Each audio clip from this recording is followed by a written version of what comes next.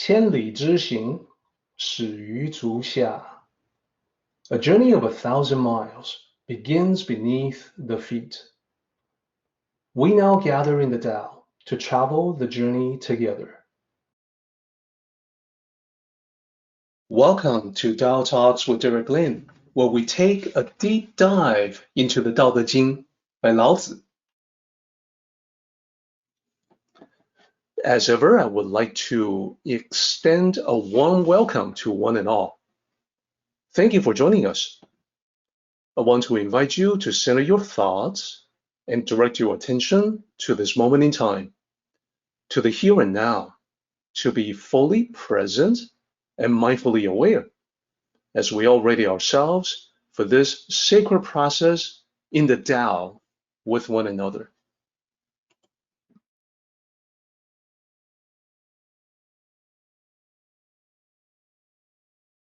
And by now, I think everyone recalls from previous discussion that the Chinese chapter title for 73 is the Heavenly Net chapter. And our discussion, I think, made it pretty clear that it is a term describing the Tao. The Heavenly Net is talking about the Tao. The Tao is everywhere, covers everything. It is like an infinitely vast net. So the name for that is the Heavenly Net.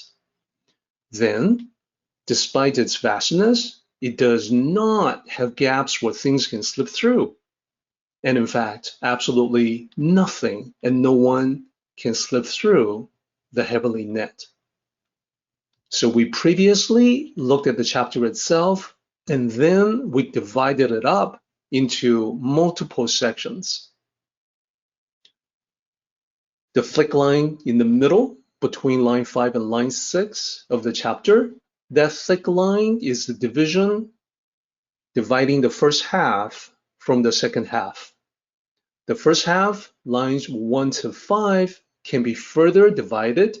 So the first two lines are the introductory lines for that section and for the entire chapter. It's talking about distinctions in being courageous. We typically think of being courageous as a good thing.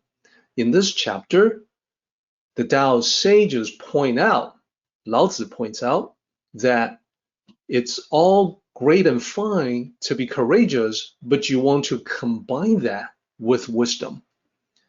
If you are courageous, but you are reckless, that's not going to do anyone a whole lot of good, including the person who is courageous, maybe just rushing into a dangerous situation to his or her own detriment. So those are the introductory lines in the first section. And it goes on in the second subsection from line 3 to line 5 to talk about the implications of that, raising a question. Why is it so consistent throughout history that those who are courageous but are thoughtful in their execution, in their implementation of their plan, why are they so favored by heaven? Why is it that they are showered with the rewards of success and task completion? Why is it that those who are reckless, although courageous, they seem to be punished with death and sometimes great suffering, even if death was not involved? So from our sensibility today, we can already anticipate the answer that Lao Tzu would give in the bottom half, in the second half of this chapter. It's about cause and effect. It's got nothing to do with what heaven prefers. It's a law of karmic consequences that governs all. So there are multiple names for that. The two names that we're seeing here in this chapter, the first one on line 6 is the Tao of Heaven. That's the first major concept associated with this chapter. And then in line 11, we see the other concept, which is the Heavenly Net. So the indication that I have here in red text, as you can see, the third subsection from line 6 to line 10, that's talking about the Tao of Heaven. Then the last two lines, the concluding lines for that section, as well as the entire chapter, that's all about the heavenly net. And that is, in fact, what we got to last time. It's just that there's so much to talk about when it comes to the heavenly net. We really did need to spend more time on it. And there's a little bit more about the concept of heavenly net we didn't get at, so I'll cover all that right after the recap. So to recap our discussion, as I mentioned, the very first concept that we covered was the Tao of Heaven. And now we know that this is synonymous with just the Tao, and sometimes the heavenly Tao. These are interchangeable terms. And the Tao, whatever form, whatever name it takes up, is something that applies to all levels of reality. In the explanation, the annotation from last time, you see that heaven is included there, the earth is included. Therefore, the movement of heavenly bodies follow the Tao, the changing of seasons follow the Tao, or the heavenly cycle, which is the Tao. We human beings follow all of the above. We follow the Tao, we are the Tao, we follow heaven, we follow the earth. To better depict that, I created a graph last time which showed the different levels, and this is something spoken of as far back as chapter 25 of the Tao Te Ching. In that chapter, Lao Tzu wrote, humans follow the laws of earth. Earth follows the laws of heaven. Heaven follows the laws of Tao. Tao follows the laws of nature. So then on the right-hand side, you see the different levels being depicted, where we human beings at the very bottom, we follow the earth. And the examples that we talked about previously was farmers, fishermen. They follow the changes of the world in the changing seasons, in the high tide, the low tide, etc. It has a big impact on them. Even if you are not a farmer or engaged in the fishing, you too will be following the changing of seasons, and even before that, the changing from night to day, day to night. In general, changing of temperature according to weather will have a big impact on us. We move activities indoors when there's rain. We put on more clothing when it's cold, etc. Then we also talk about the earth following heaven. In modern times, with scientific knowledge, we can even see this even more so than many of the ancients who lacked the insights provided by modern astronomy. We see that the changing of seasons is due to the Earth's axial tilt in its orbit around the sun. We see the changing of day and night as the rotation of the Earth itself, and so on. Now, all of this is following the Tao, which in turn follows nature. Nature is yet another synonym for the Tao. So it's a recursive expression to say that the Tao follows itself. Now, the most important thing that I want to convey with this diagram is that actually every level not just follows the level above it, but reflects every other level. So this is a concept that the ancients had long time ago. And again, with the benefit of modern knowledge, we see that it's even more true than ever. Decades ago, there was a mathematical concept from a mathematician, fractal geometry.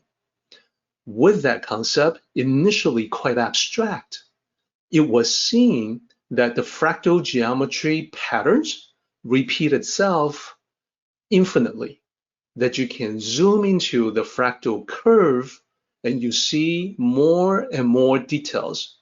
And every level of details resembles the previous magnified levels.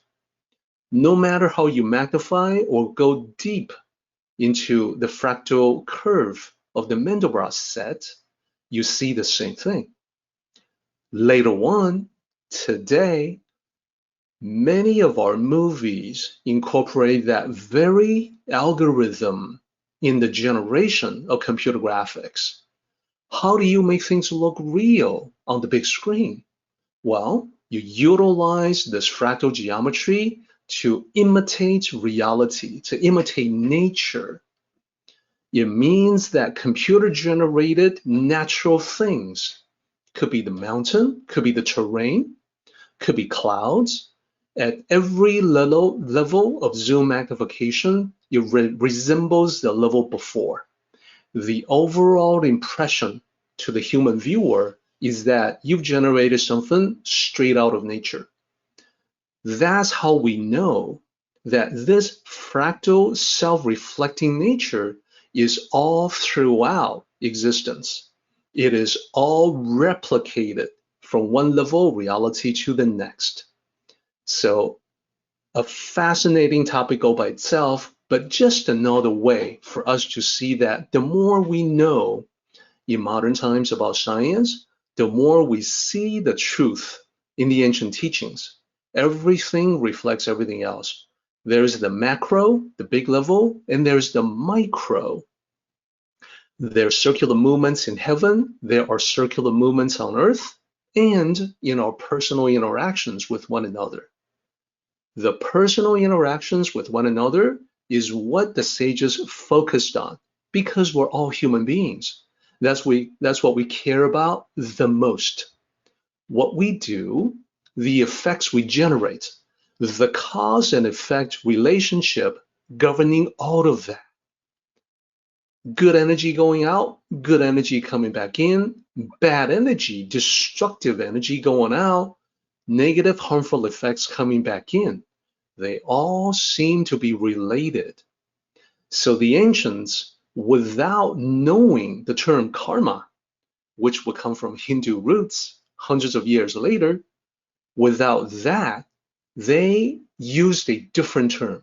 And that is the second major concept, the heavenly net. When we describe what it is, it's clear to us in modern times that it's depicting the karmic cause and effect, the karmic mechanism, karmic consequences. So it's a different term, but it's talking about the same thing. And then the one thing that this metaphor of the heavenly net makes easy for us to see is that just like fish caught in a net, all living things are within the scope of the heavenly net. Not one of us can escape the consequences of our actions, whether good or bad. So that's the second major concept. We spend quite a bit of time on this because it is a very important concept. So the ancient sages, as expressed by Lao Tzu, said that the heavenly net is infinitely vast. It spans across all space. That is, the Tao and the heavenly net, they're everywhere. It is with you when you are by yourself. It is with you when you are with someone else. It is always with you no matter where you are. And that's because your conscience is always with you. Even if nobody knows what you have done, good or bad, you know what you have done. And we also talked about how the net, this heavenly net, stretches across all time, not just all space. And we talked about how, in the immediate scale, within seconds or minutes, it is something that can take effect right away. And last time we talked about instant karma, that there are numerous examples of instant karma, many of which we can see just by a quick search on the internet. Then we also talk about how even when karma isn't instantaneous, even if it takes time, it'll happen sooner or later. We talk about how it can take effect within one's lifetime, but not always. We see cases where people seem to, quote unquote, get away with it, get away with doing something horrible, something awful, but then is maybe dead from natural causes. Has that person escaped the consequences of his or her own actions? From a conventional perspective, we might say, yeah, well, he's gone, and therefore he can't suffer the consequences of those actions. But the Tao sages will say, not so fast. No one escapes the heavenly net, not now, not ever. So they will further say, it can take effect across multiple lifetimes. If not this lifetime, things will balance out in a future lifetime. So I knew getting into this topic that this would be a topic that is controversial for some, fascinating for others. For me, it is definitely the latter. And I wanted to explain how and why this concept is so taken for granted. And it's infused with every aspect of Eastern thought. Very commonplace. When people discuss it, when people bring it up, they don't even feel, in Asia, they don't even feel like they need to go into it in depth or detail because it is so commonly accepted as being a matter of course. In the West, I applaud that we have people who will approach everything with a healthy dose of skepticism. But then that also means that without the same level of understanding and acceptance, it would be very beneficial for us to talk about exactly how and why this idea came into being. What is the supporting rationale? And so this is the slide where in one single place, we talked about the Tao Li.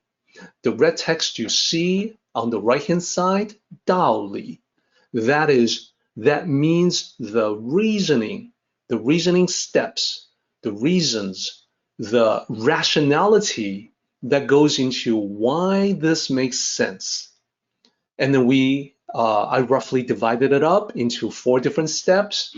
And feel free to come up with your own approach to this concept, your own way of grasping this concept. I know that in the West, some people will find it very easy to accept, other people less so, and which is the reason why we want to talk about this in depth and detail. So to quickly recap, the number 1, we talked about how this you remains you no matter what is changed about yourself. We see that within the context of an individual lifetime. No matter how I change physically, no matter what aspect of myself changes physically, I'm still me. And it's the same for you. You can change your name, but you're still you. You can gain and lose material resources. That doesn't matter. Those things aren't you. You are you. You can change clothing. It doesn't matter. You are you. What the sages have done is to push that to the edge of the envelope and say that it isn't just the clothing that you take off and put on. It is also the body itself that you can see as a vessel you inhabit, as something that you use as a mortal shell, as like a suit of clothing that you can also put on and take away. And in that context, you are not a physical being at all. You are an intellectually difficult to accept spiritual entity. Now, I think intuitively, it is far easier to understand and accept and even embrace this. Intuitively, we all know, we all have this feeling that my body can change, but I'm still who I am.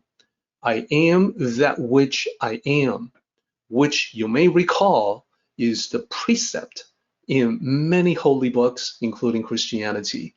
I am that I am. I think, therefore I am.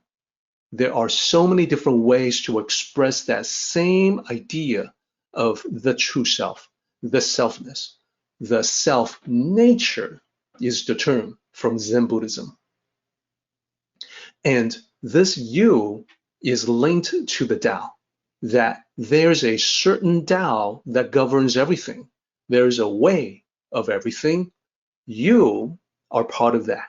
You are linked inextricably to the Tao. And we also talked about how the Tao, another way to look at it, is to see the constant eternal Tao as the constant principle of change. And this is where we mentioned previously that the only constant is change itself. We say that all the time. Now we can make it more real. This you that is no matter what, that is the eternal single point in your world that never changes no matter what. It is the center of your being. Think of it like a mathematical point. A point in math does not have dimensions. It doesn't have size. It's a point. That point is the center of everything in your universe, in your existence, your reality. From all of these, the ancient sages say that, well, there is the one thing that is eternally constant, like the Tao, and that is every individual point of consciousness. That's number two. And if that is the only thing that is ever eternal and constant, then number three is the logical conclusion that it is the only thing that can go from one lifetime to the next. You're not going to have the same name. You're not going to have the same body. You're going to have a different set of memories. You're going to be starting from scratch, from baby to death, from being born to dying. And this cycle repeats itself for a particular specific purpose. And that's why we say none of us can be an exception to the cycles of existence. How can we know that? Well, as I said, nobody absolutely knows everything for absolute certainty. But all we have to do is to look at the entire world, all of existence, every aspect of reality, and we don't see anything that is not part of a cycle. So we cannot assume that we will be the exceptions to that.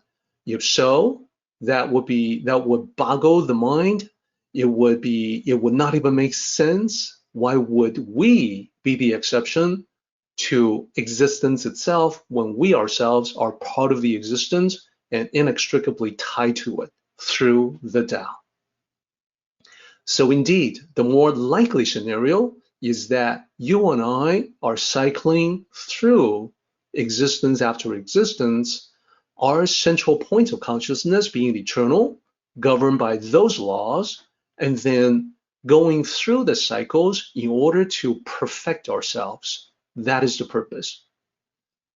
And this is point number 4, but let me explain how the reasoning steps is like. So let me use an example again from modern science. We talk about the Big Bang as the origin of the universe. So scientists have formulated through multiple corroborating lines of evidence that there must have been a point in the distant past, more than 14 billion years ago, when the universe was a single point. And then it expanded from there. And prior to that, what was before that, no one really knows for sure. It is still the frontiers of science. But let me explain how scientists can be so sure about so long ago. 14 billion years ago is the simplified way that we talk about it. How can they know? They weren't there. Well, they know through reasoning, through Tao Li, the red text that you see in this slide. What they're looking at now, what they're observing is that right now the universe is expanding, and it's always been expanding as long as we've been observing it. There's no reason to assume that it was not expanding in the past. So if the expansion is occurring and has always been occurring, we just have to rewind the clock. So rewind the film of the universe back to the beginning to see that if we go back in time, it shrinks. Now, apply that concept to the world, to you and me, to humanity. One thing you know about yourself is that today, right now, this instant, you are a different individual than you were years ago. Between that time and now, you've learned a few things about life, haven't you? Some of these things that you have learned, and sometimes from painful experience, what I call the school of hard knocks. Some of these experiences you have turned into knowledge, you have applied the knowledge to your life, you have turned that knowledge through application into wisdom. And you have integrated that wisdom into your being so that you are a different person now than you were decades ago. This is a fact of personal evolution.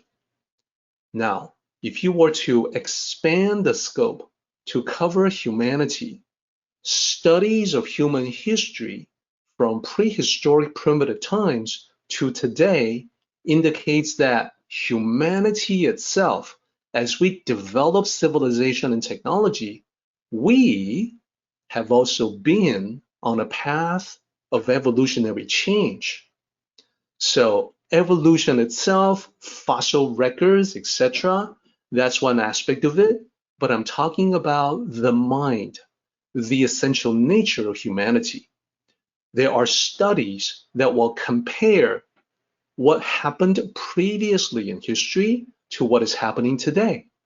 And the conclusion is that we live in a far less violent world than our remote ancestors.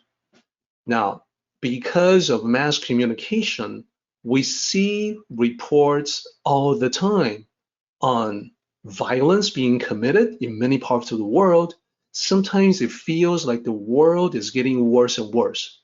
But historians, when they study what actually happened previously to what is happening now, subtracting the effect of mass communication, they can see the evolution of humanity, not just the physical evolution, the Darwinian evolution, but I'm talking about the evolution of the human mind, always tending toward greater refinement, moving toward greater harmony, away from violence toward more and more peace.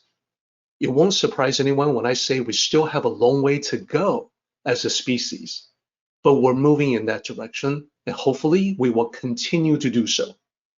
Now, take the fact of these that we're talking about, the evolution of the mind at the personal scale and at the scale of humanity.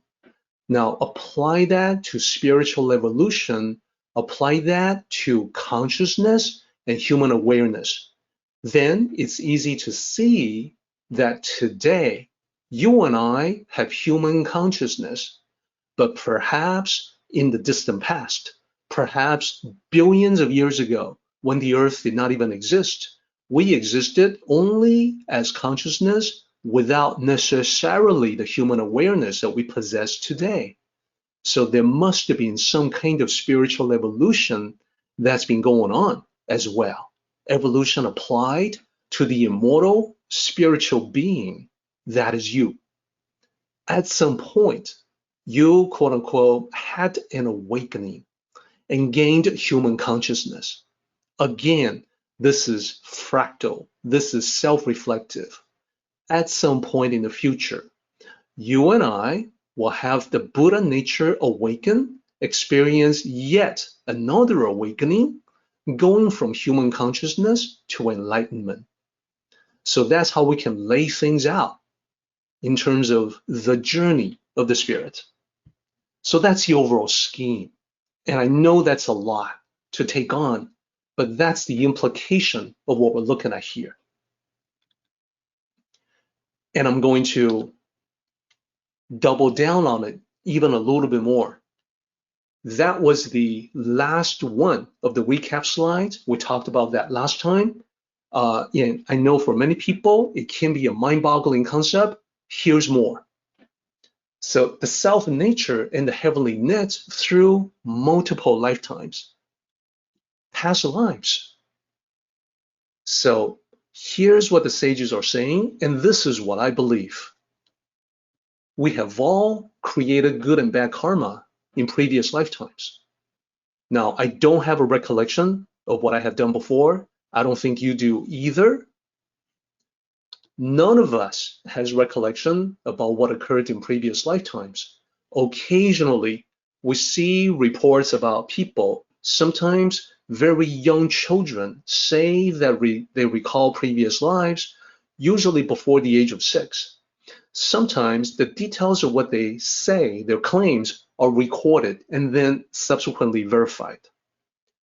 So beyond the age of 6, it is rare that if anyone even remembers anything, we have, generally speaking, no recollection. Now, in this bullet point here, you're going to see that's exactly the way it should be.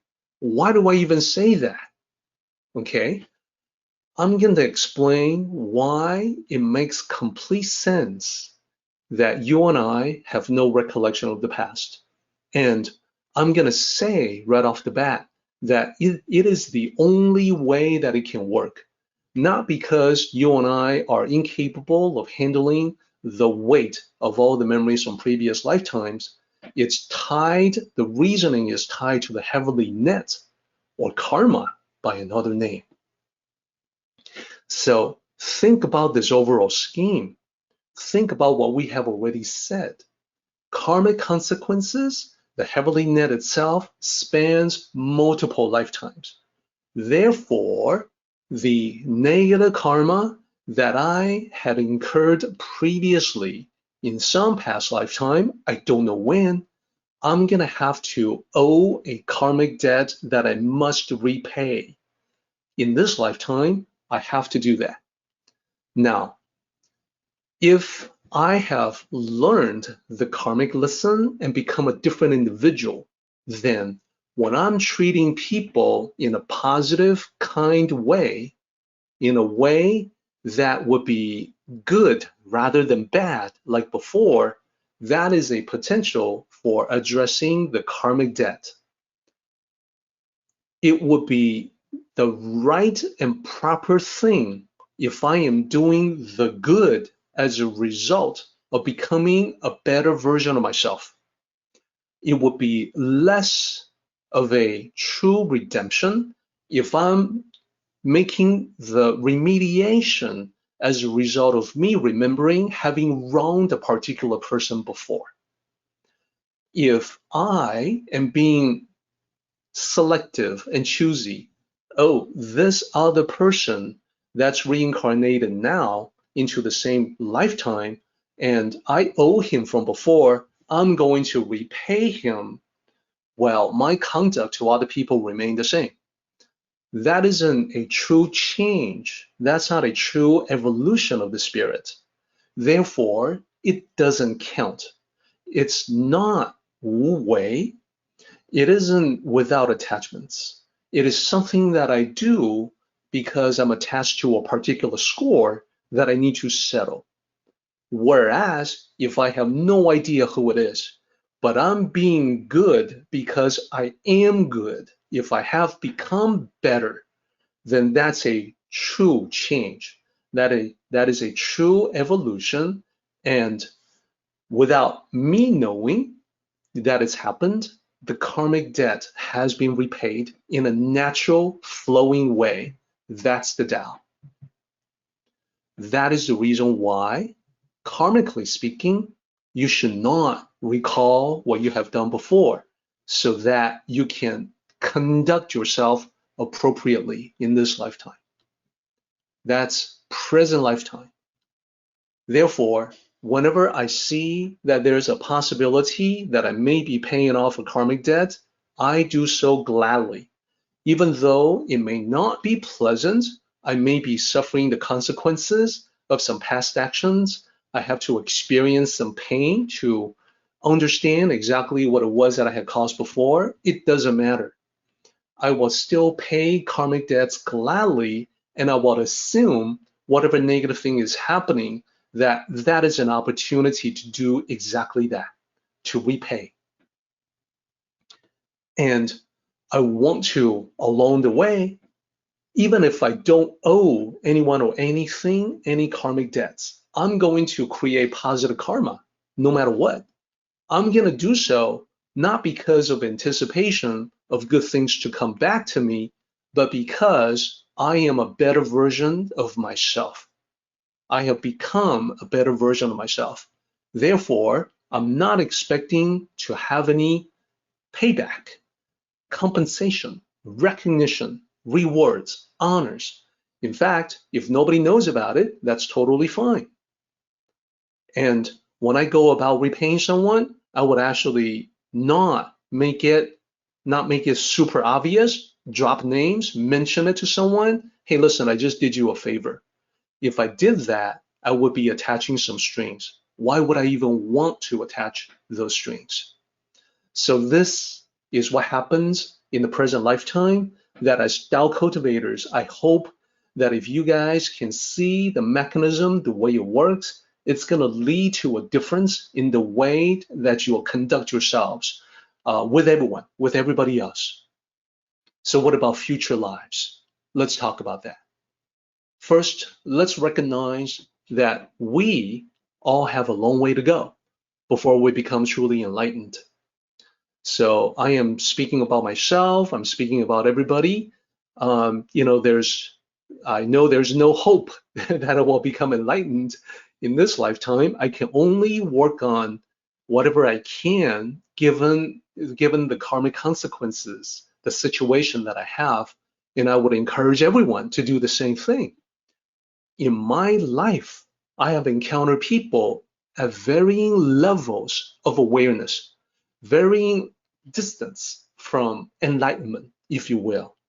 The closest people that I know personally to enlightenment are the living sages that I've had the privilege to meet in person.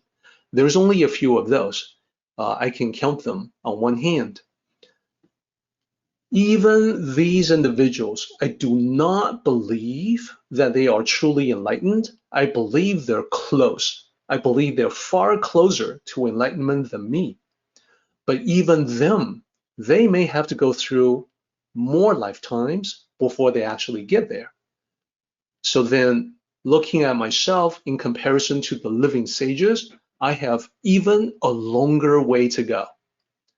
But that's okay, as long as I have all my travel companions with me. That is to say, all of you. I am going to engage in this journey happily. And what a privilege it is to be able to do this. And that's because of the last bullet point. I believe the more we learn, the more we have an obligation to help other people.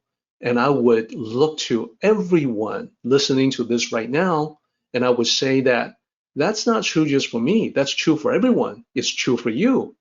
What have you done to help other people? The more you learn about the Tao, the more you have to care about what's happening with them and be reaching out to them.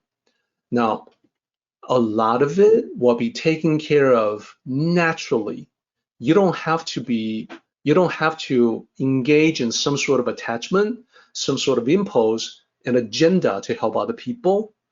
What happens naturally is that when other people see that you have accomplished some wisdom upon yourself, that you have done things in a way that they cannot see themselves doing, and you have accomplished a great result, they're going to come to you. They're going to be asking you questions. They're going to say things like, I notice you're different. I noticed that you handle that so differently. You did that so much better than I would. You reacted to that so much more calmly than I would. Then they'll say, what is your secret? People assume that there's some kind of a secret technique, when in fact, the secret is that they have to walk the path. That will be an opportunity for you to share that quote unquote secret with them, which is no secret at all. So hopefully this will come up for you, come up for everyone soon and or all the time, because it indicates that you have been effective in your own practice of the Tao. So let's review. A lot of these concepts that we're talking about come from all aspects of Asian cultures. And the Tao is definitely one of the wisdom traditions. Zen Buddhism is another one. These concepts recur again and again. They appear in pretty much every single Asian school of thought that one can imagine. The one that I quoted from Zen Buddhism, I did because it is so clearly expressed. Last time, you saw this slide too.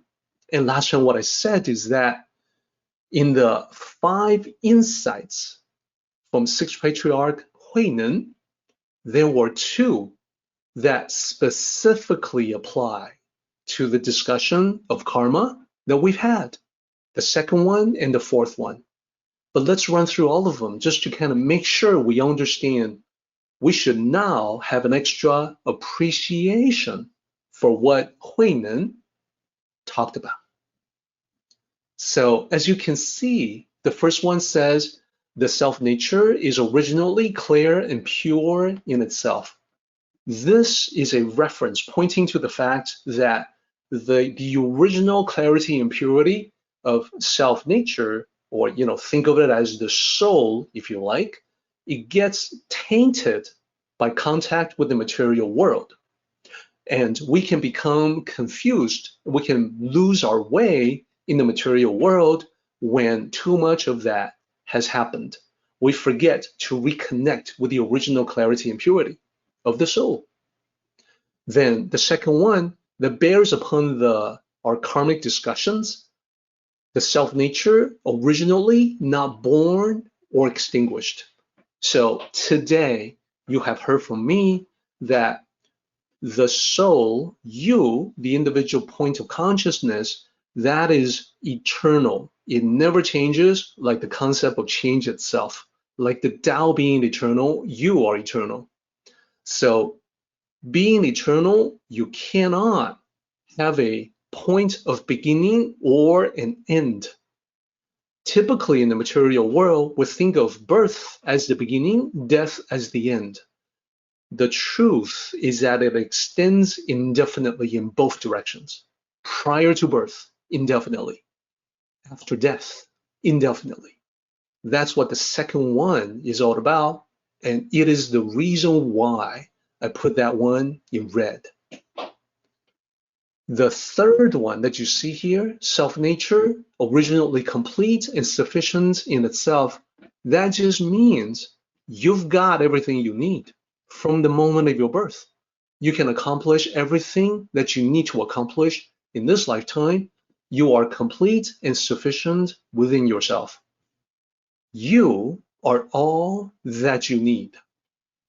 The fourth one I mentioned is connected to this whole idea of karmic operations across multiple lifetimes, the recurrence of the self to refine, to perfect. Self-nature originally not moved or shaken. This is connected to that because to be moved, to be shaken is another way to say that there's a change that's being acted upon, that's being enacted upon the soul. What we're talking about is that this mathematical point of consciousness, it can be refined, it can not be subtracted, it cannot be eliminated, and this is the poetic expression thereof. Lastly, self-nature is able to produce all dharmas Now you can see that the fifth insight is connected to the third. If self-nature is sufficient, is complete, it can therefore do anything, complete any task, accomplish any objective. So that's what it means to say produce all dharmas. As we go through life, we get creative ideas. We come up with inventions. We come up with our own way of doing things. We create karmic benefits for other people. We can do all of that and more just by being who we are. So now that we see how karma works across multiple lifetimes, the point is that it lends greater meaning to the five insights from Huimen. So this has been, I believe, a very important topic, and we haven't even gotten to the very end of it yet. There's still more to come. We continue. Here, I want to talk about, I want to go back to my previous statement about how these concepts are woven throughout the cultural fabrics of Asian cultures and appear pretty much everywhere. And I want to use additional examples to kind of drive home that point. So far, we have seen Tao philosophy talk about this because we're studying the Tao Te Ching today. We're looking at the specific lines that talk about the cause and consequences, talk about heaven favoring a particular set of actions and then punishing certain other actions. That's just another way to depict that karmic mechanism. Then, because of the influence of Buddhism, we have also talked about the concept as expressed in Zen Buddhism. And Zen Buddhism itself is a fusion of Buddhist teaching, Buddhist Dharma, and Tao philosophy, Tao thoughts. There's more. In the Asian traditions, not just ancient China, but all the other countries as well that were heavily influenced by ancient Chinese culture, there's also the Confucian teachings. So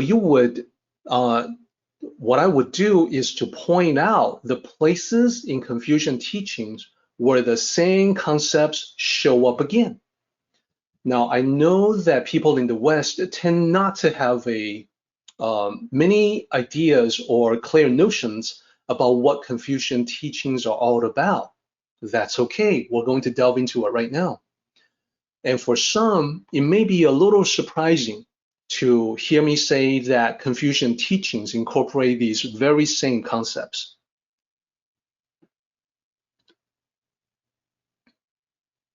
So let me explain why. The division, the differences, the distinctions, separating out the different schools of thoughts, the different wisdom traditions, is really an artifact of latter-day invention. It is something that was created in academia because we human beings, we have a tendency to categorize. We like to put things in different boxes, neat categories, and then we like to separate them out, divide them one from the other. Now, let me say one thing from observation of nature and also from modern day scientific understanding. What we see in nature, in reality, is usually not clear divisions. So most of the time, everything exists as a continuum. So it is not just, light and dark. There's in between.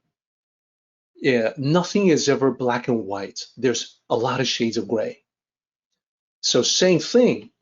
Now, with philosophies and ancient traditions, the truth is ancient sages of all the different traditions, especially when we go back 2,500 years, they all thought of themselves as studying the same thing, the Tao. The Tao is the overarching narrative for all of them. So it is not correct to say that Confucian teachings are opposed to the Tao. That again is a latter-day invention. It is not based on the truth. The people who say that don't really have the ability to read the original text and see for themselves. What I'll do is to introduce you to it so that you can see with your own eyes what the ancients were actually like. In this slide, on the right-hand side, you're going to see 4 books. Then, among the 4 books, you see one on the left, which is in the slide itself. What is that? 中庸. That is a book. The title is 2 characters, and you can see the other 3 books. The titles are also composed of 2 characters. I'll talk about what those are in just a moment. For now, let's focus on this one. How do we break these down and discover the meaning? First, the character 中 means center, middle. Here, it means moderation. To be moderate is to take the middle path, is to hold to the center. So that's moderation. Moderation in terms of the principle to follow. And then the second character, yong, that in modern Mandarin, that's typically meaning ordinary. Here, in ancient times, the ancient context is ordinary practice, which means a practical, everyday practice that you do this all the time, no matter what it is that you do. So then when you put the 2 together, it just means the overall practice, the daily practical practice of moderation, meaning moderation should apply to everything that one does. Now, these are classics.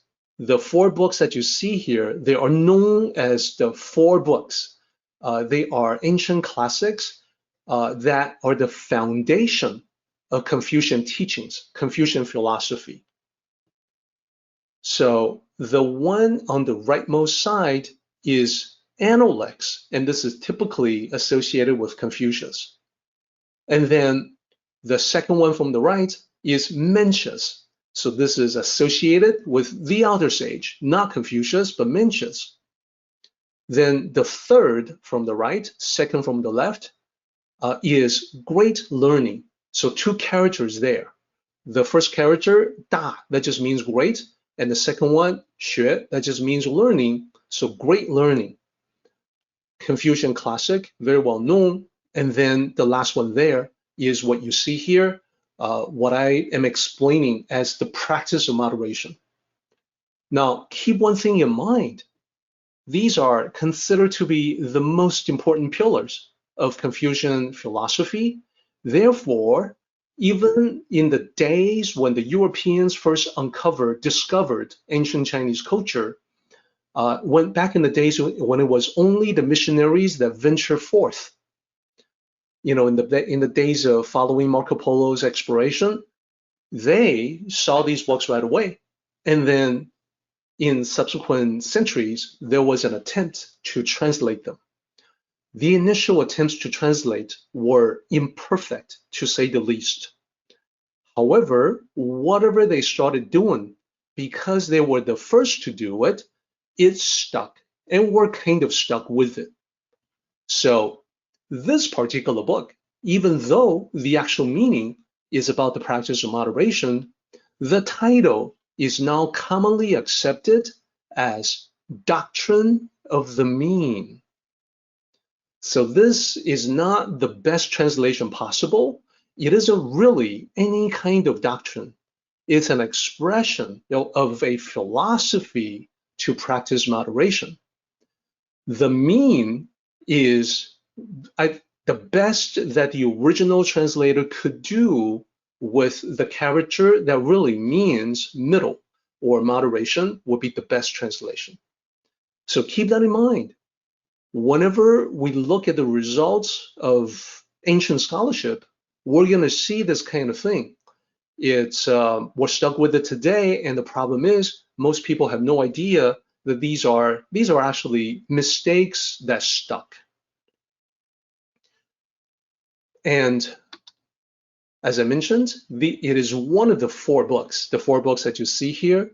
And the 4 books, as I mentioned, are the Analects, that's the one on the right, Mencius, the second one, Great Learning, and Doctrine of the Mean. And so think of Doctrine of the Mean as the practice of moderation, and you've won half the battle. I say that it's not really a doctrine because one does not get indoctrinated into the practice of moderation. One applies the practice of moderation.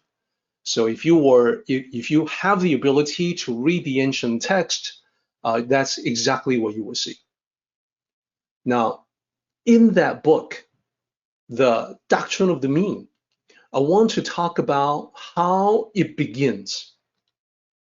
This is one of the major classics of Confucian teachings, and yet 2 sentences in the beginning, it says, that which is the Tao, one cannot be apart from it for even an instant.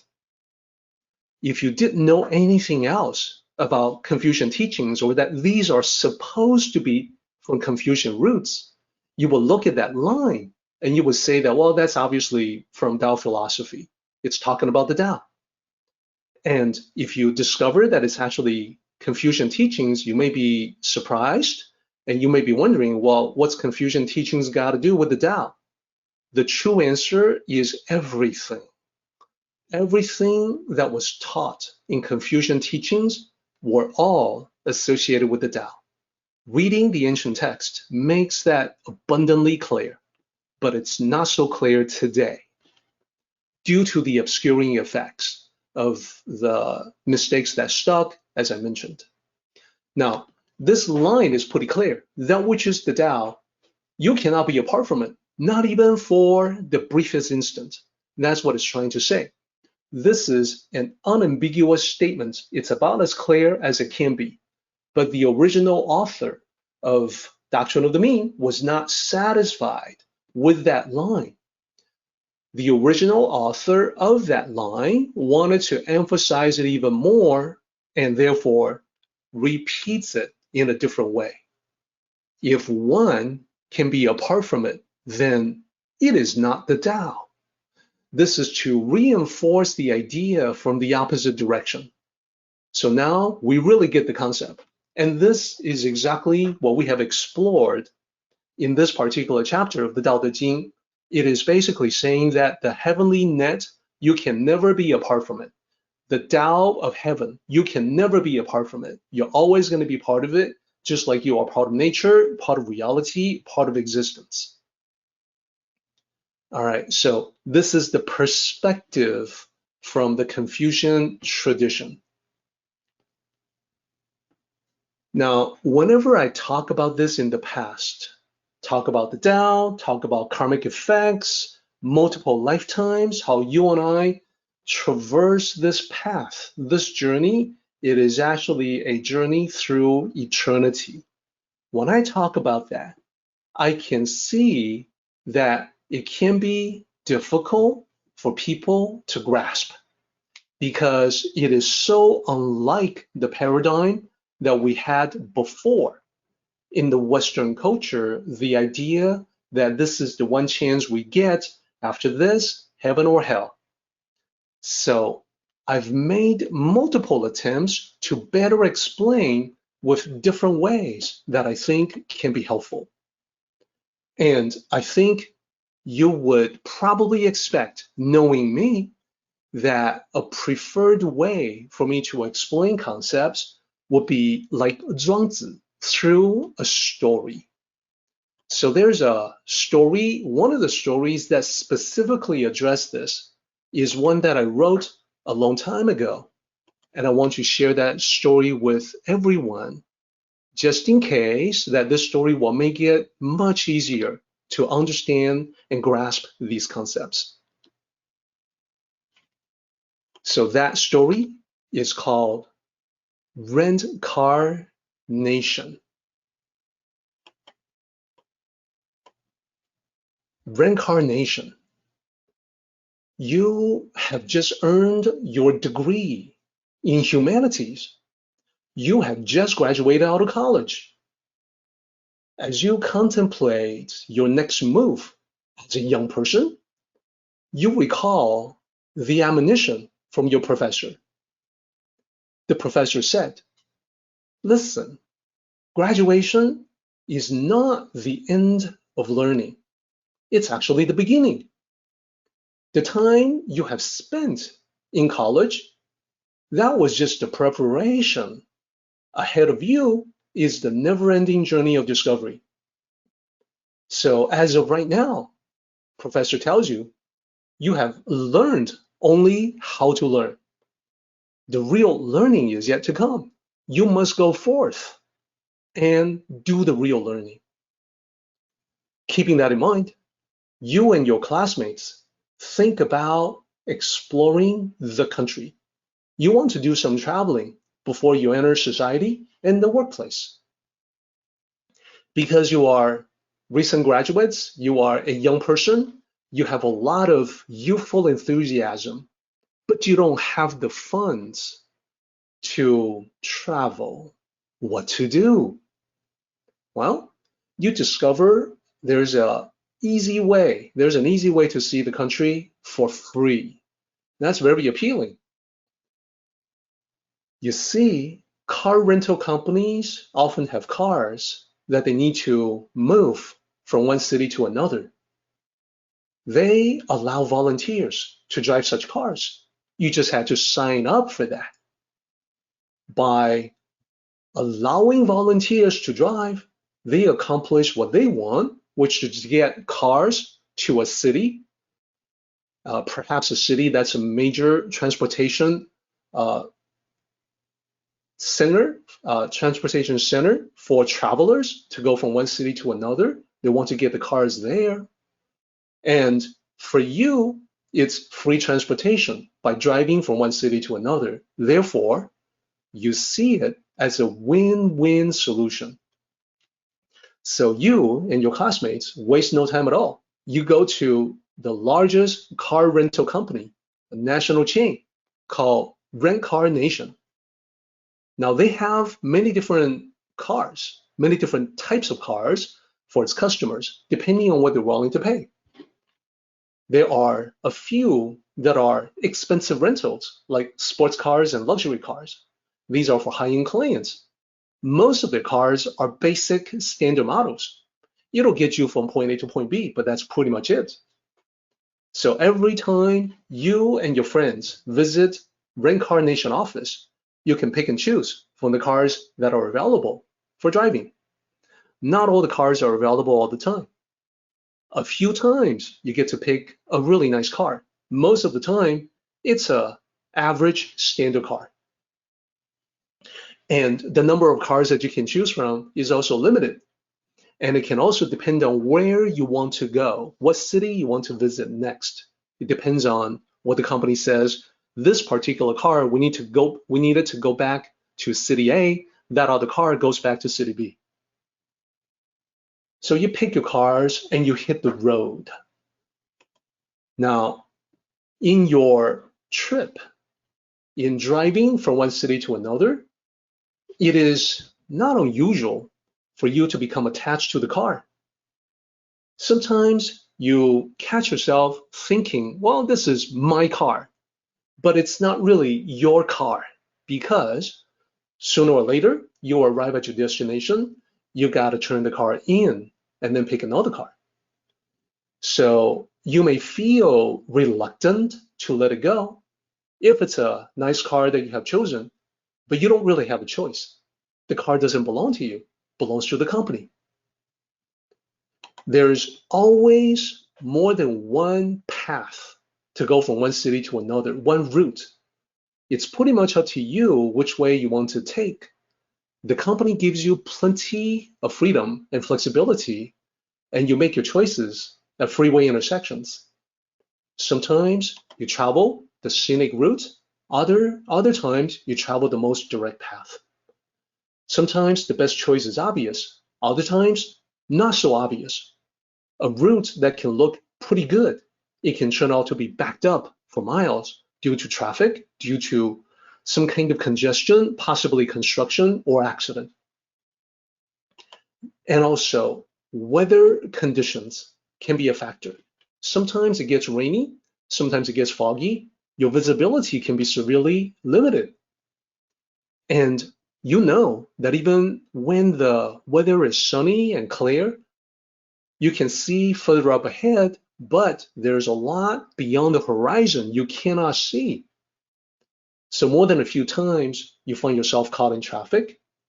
It seems like everything's okay one moment, and then the next thing you know, traffic grinds to a halt. Everybody is frustrated. Everybody is exasperated. To avoid situations like this as much as you possible, you tune in to a radio station, WTAO, for the frequently updated traffic reports. They have news helicopters overhead, so they can tell you in advance what the conditions are like beyond what you can see. So a lot of times they can direct you to a much better route, saving time, avoiding congestion. And you also find that the journey changes you. Initially, you and your friends are so excited by the novelty of the experience. You are exuberant as young people. You blast the stereo system. You play that music as loud as you can. You push the car to see how fast it can go. You race one another. You cut people off. Laughing, you flip them the bird and then drive off. You are impatient. You change lanes at the drop of a hat. You're looking for ways to pass every other car that you see. After a while, though, you see this is really kind of silly. The car is just a means to an end. It gets you from one city to another so you can see more. You can experience the country. It's not a toy. Gradually, you learn to respect it. You learn to respect the road and the other drivers. And you've also been taught, and you can see from experience, that when you swerve all over the road, changing lanes, it doesn't really get you to your destination any faster. After a while, you realize that all those quick moves, all it does is give you more stress. It's actually better to flow with the traffic. It's better to relax, enjoy the ride. You still get to your destination, but it's much easier on your nerves. On the road, sometimes strangers will show you courtesy. It makes you feel good. You begin to reciprocate in kind. When some other car wants to merge, you just let them do it. When immature drivers cut you off, it doesn't get to you, doesn't get you mad, because you've been there and done that. You know what it's like. So after touring all the major cities, learning all about the different regions of the country, absorbing experiences that you find incredibly valuable, you can't quite explain why they're so valuable, but they are. After all that, you and your friends decide to return to home, to your hometown. City by city, you make your way back until you at last see the familiar sight of your originating city, your hometown.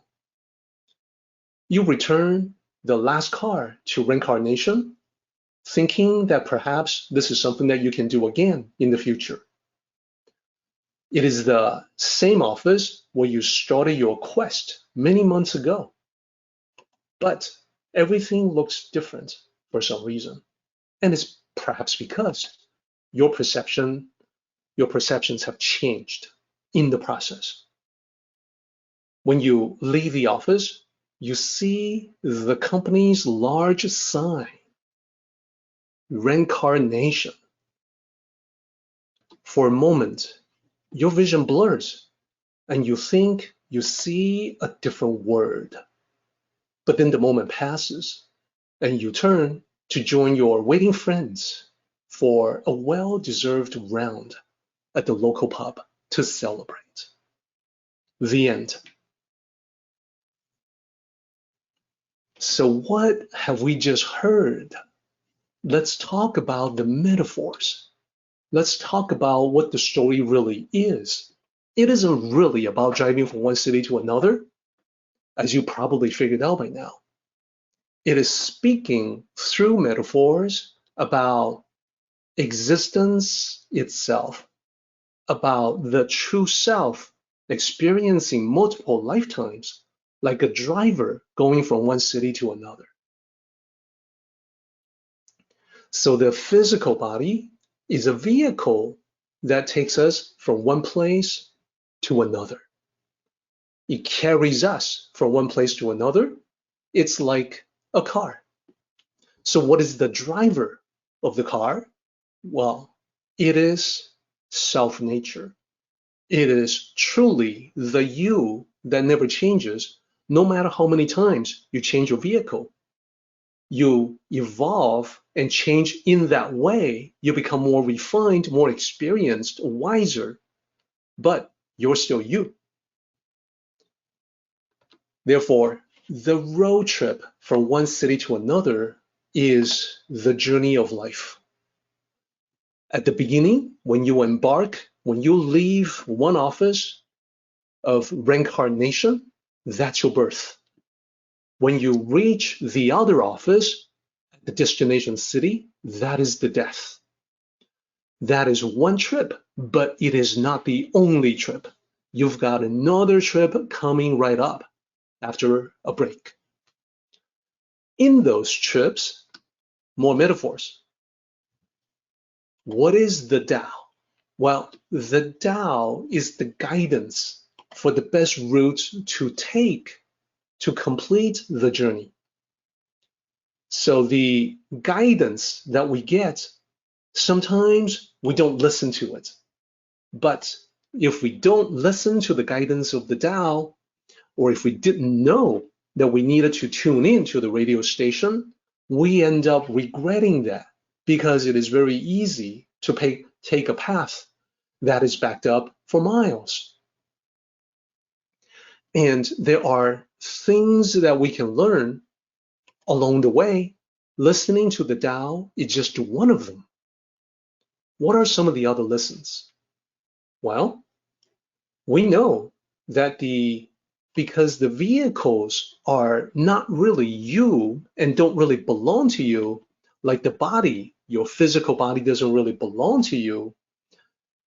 Once you see that, once you have the perspective of the story, you can also extend that to life.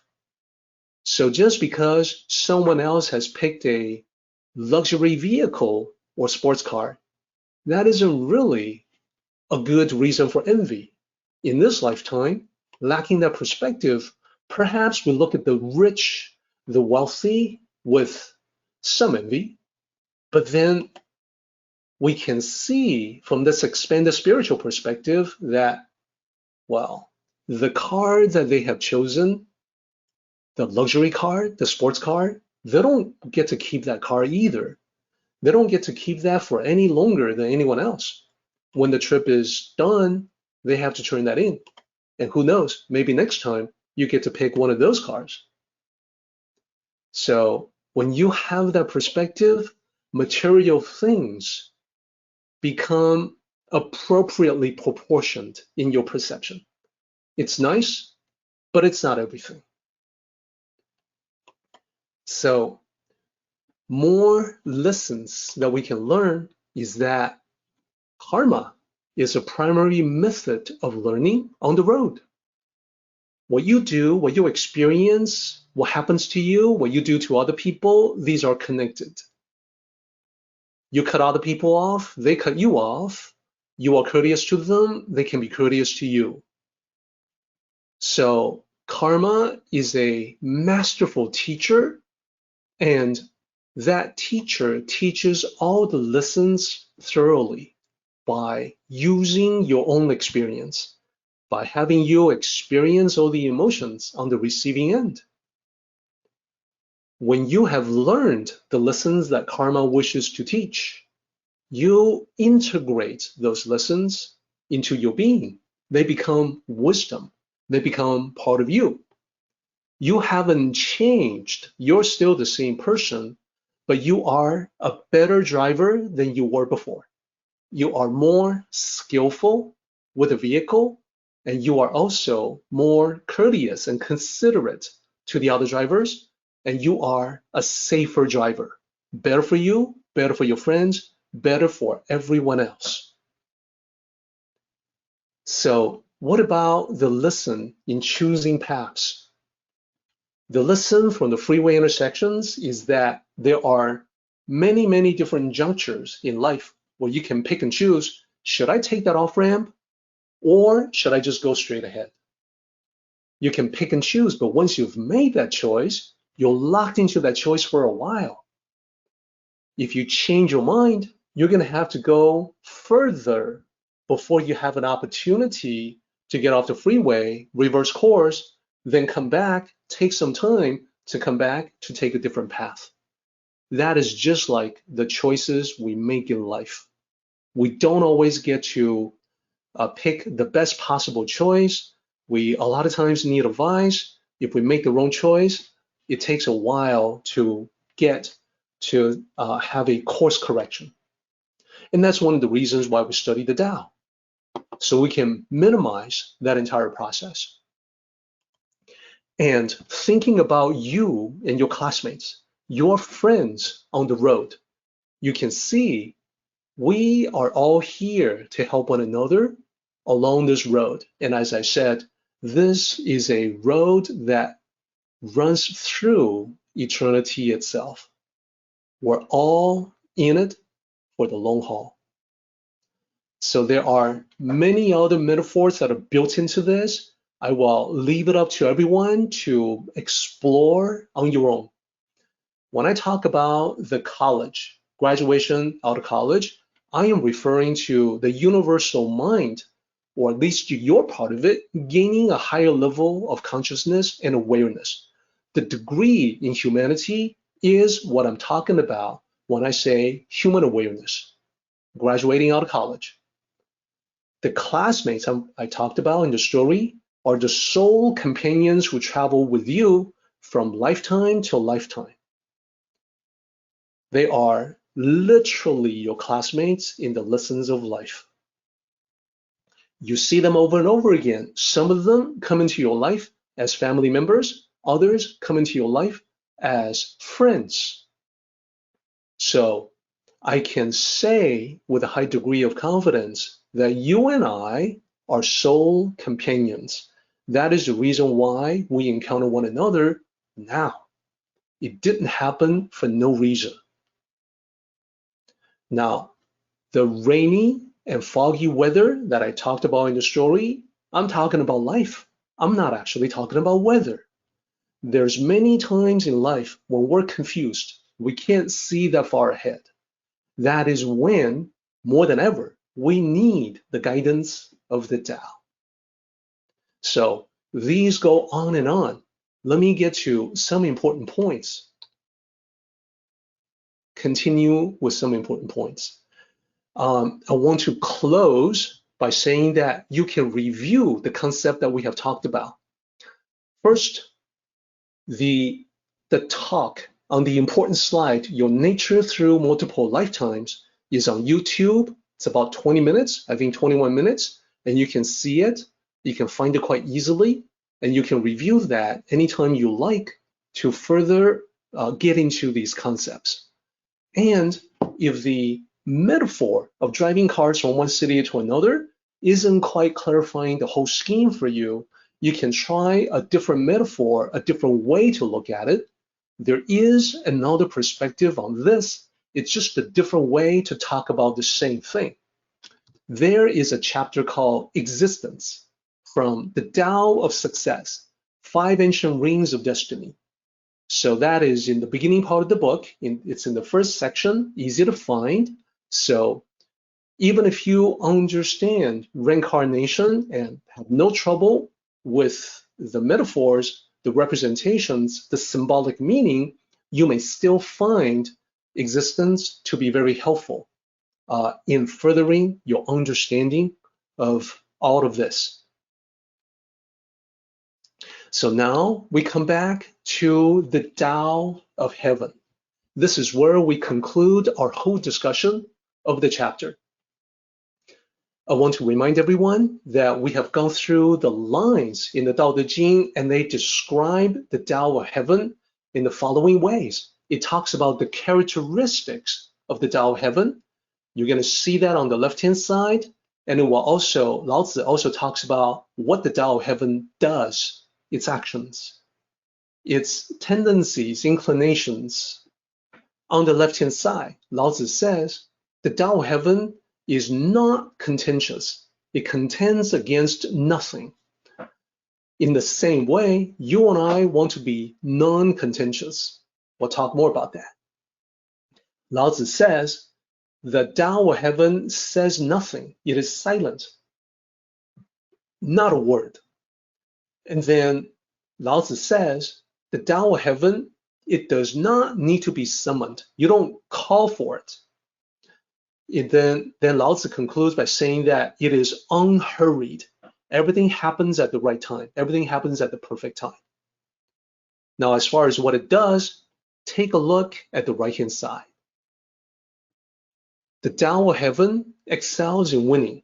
So in the long run, just like karmic consequences always balance out, in the long run, the Tao of Heaven, in the end, always wins. And it excels in responding, which is that whatever you do, whatever happens, there's going to be a response from the Tao. You may not see it right away, but that response is coming. And then the third of what it does, the Tao of Heaven comes on its own. In fact, we say that it is omnipresent. It is everywhere all at once. It's already here. Lastly, Lao Tzu says, the Tao of Heaven excels in planning. That's another way to say everything happens in a coordinated choreography. Everything happens perfectly at the time that it should. Apply that to your own life. Everything happens for a reason. There is a definite reason why you are listening to this right now.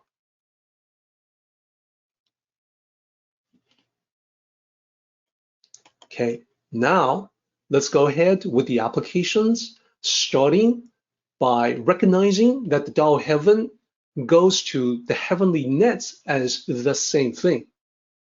So remember, the heavenly net, not something that you can see. It's invisible, it's formless, but it's very real.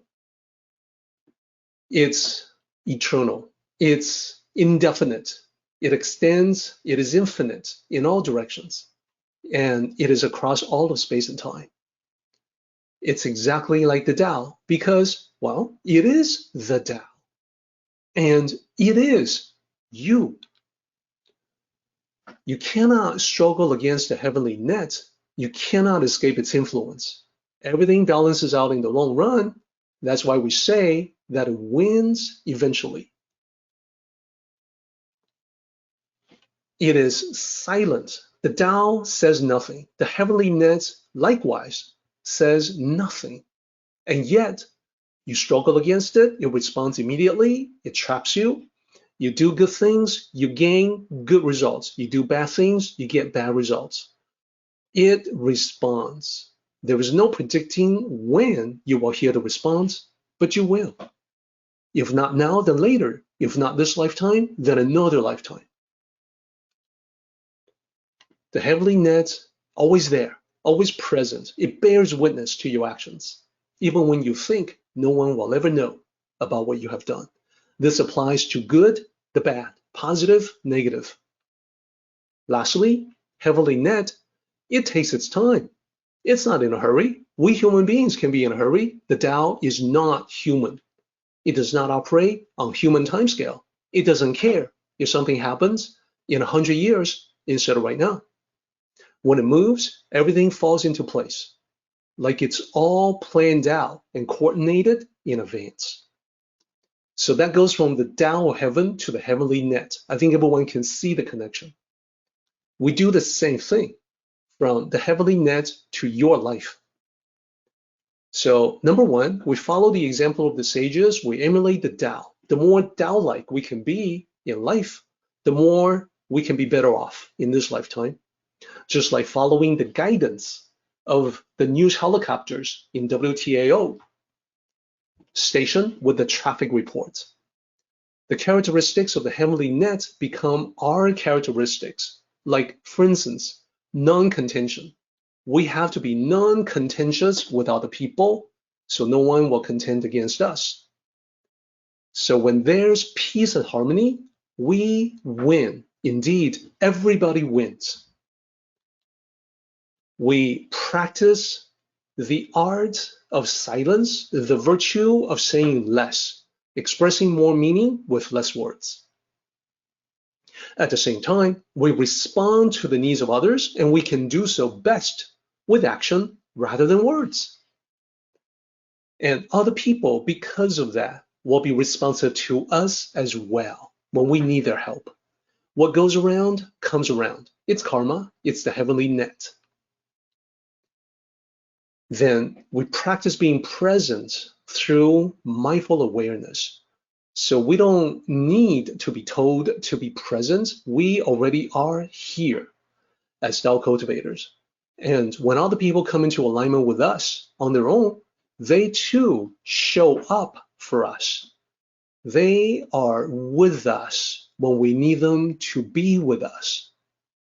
Lastly, we don't need to rush. We live in accordance with the Tao. We don't rush into anything. We do everything with thoughtful plans that come together with effortless excellence. Plan things out, have an idea what we're going into without rushing, without the frantic rush that can take us into a dangerous situation. So that officially concludes everything that we need to talk about when it comes to the Tao of Heaven and the heavenly net, along with this heady concept of the true self experiencing multiple lifetimes. We are now ready for the paraphrase.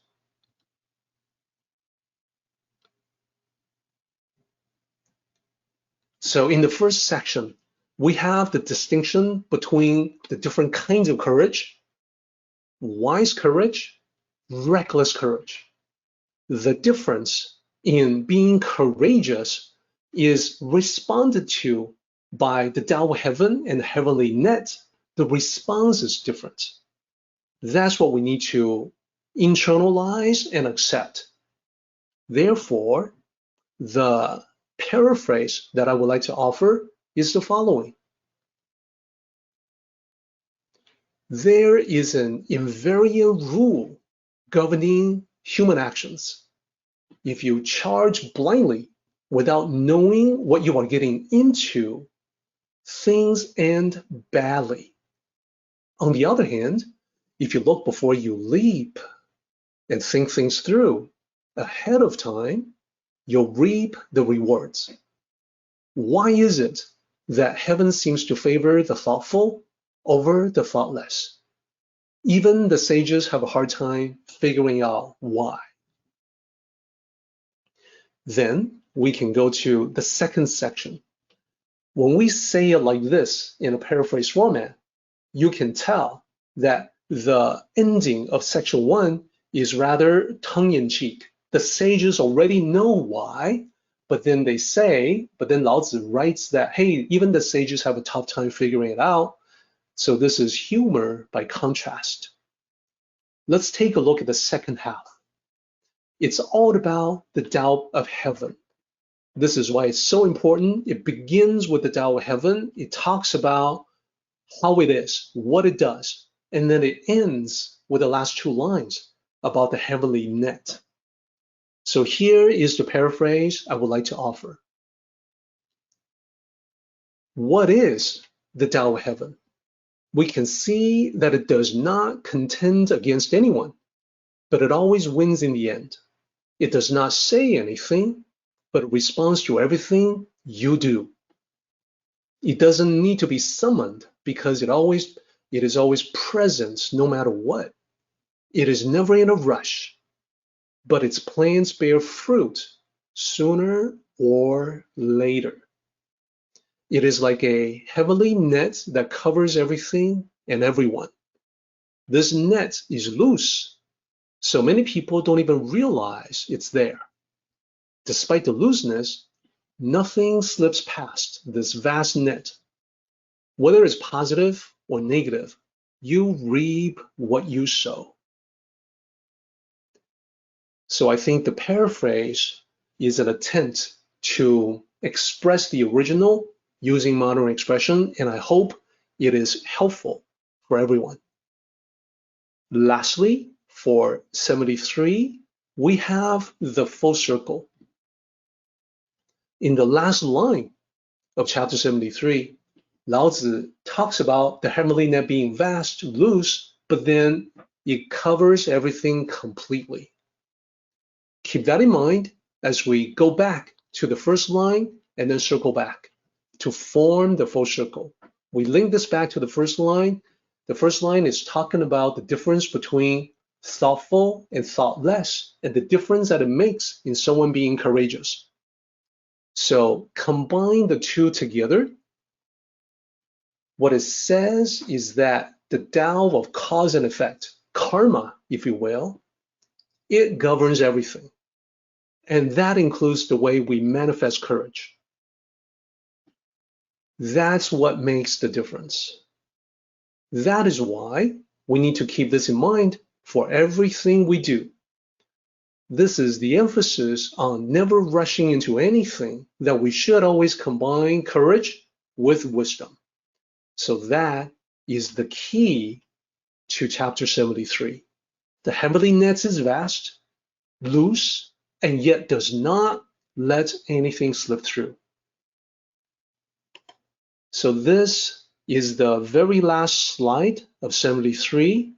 We can now talk about the summary to end our meeting today. The first summary we have seen before. This is about application, and this applies to the first part of 73 about the different ways to manifest courage and picking and choosing the wise way. That means we must know exactly what we're getting into as much as humanly possible. We want to move forward, but not blindly, not in the dark. We always want to take a moment to pause and observe before we resume, before we continue. And the second thing is to choose the right time and place. If we were to plan things out carefully whenever we can, whenever possible, then the right time and place will suggest themselves. The perfect moment occurs when you are truly ready. Then you can do the least to accomplish the most. That's part one. We also have a part two that we talked about previously, and this is also about practical everyday applications. When we follow the example of the Tao of Heaven, which in turn follows the heavenly nets, the Tao itself, these are all interchangeable terms. So just a reiteration from what we have already gone over, we must refrain from contention. The harmonious are the ones who excel in winning. We must be responsive, and we want to express ourselves in fewer words because actions speak louder with greater effectiveness than words ever can. And then number three, we want to be present. We want to be mindfully aware. So no need to wait for summons, no need to wait for an invitation. This is the Tao. You are already invited. You are where exactly you need to be. Lastly, let's not rush into things. Generally a good idea all through life. We want to be thoughtful. If possible, we want to plan and then follow that plan.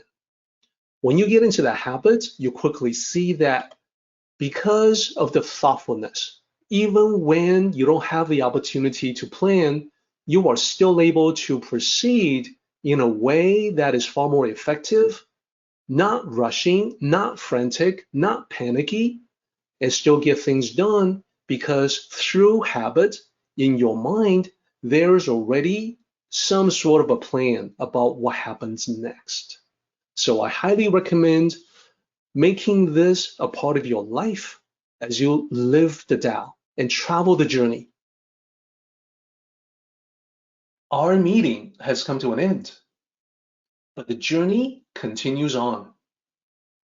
Let us all travel safely so we can meet again. Until next time, may the Tao fill you with peace and happiness.